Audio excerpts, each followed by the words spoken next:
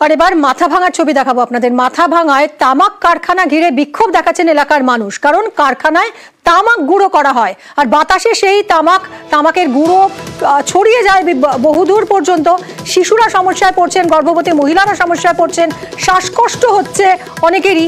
ফলে এই কারখানায় তামাকের গুঁড়ো বন্ধ করতে হবে, তামাকের গুঁড়ো বানানো বন্ধ করতে হবে, এই দাবিতেই বিক্ষোভ দেখাচ্ছেন এলাকার মানুষ। রাজেশ আমাদের প্রতিনিধির সঙ্গে আরো কথা বলবো। রাজেশ, এই যে দাবি জানাচ্ছেন এলাকার মানুষ, এর আগে তারা কোথাও জানিয়েছেন অফিসিয়ালি? দেখো আমি আজ কিন্তু মাথাভাঙ্গা 55 মোড় সংলগ্ন ওই যে তামাক কারখানা, সেখানেই কিন্তু তারা বিক্ষোভ দেখান দীর্ঘক্ষণ ধরে। তাদের দাবি, দীর্ঘ 15 বছর আগে কিন্তু এই কারখানাটি গড়ে ওঠে, তবে প্রথমে কিন্তু তামাক গুঁড়ো করা এখানে হয়নি, তামাক মজুত করা হয়েছিল এবং তার পরবর্তীতে কিন্তু তারা ধীরে ধীরে তামাক গুঁড়ো করা শুরু করে।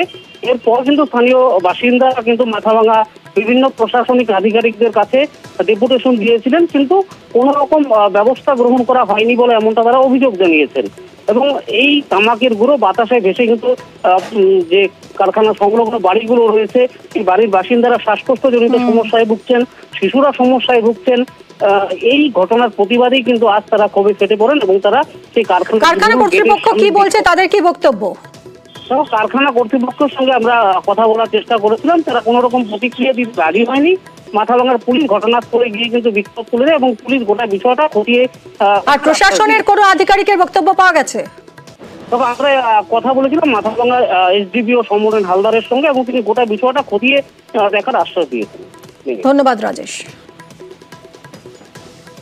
যে তামাক ফ্যাক্টরি নাকি একটা আছে, যেটা শুনতে পেলাম আর কি, তো ওখানকার মানুষের নিশ্চয়ই কিছু অসুবিধা হচ্ছে। তো এই বিষয়টাকে দেখতে হবে আদৌ কতটা অসুবিধা হচ্ছে না হচ্ছে। তো আমাদের যে ঊর্ধ্ব কর্তৃপক্ষ আছে তাদেরকেও বিষয়টা আমি জানাবো। তো দেখছি ব্যাপারটা।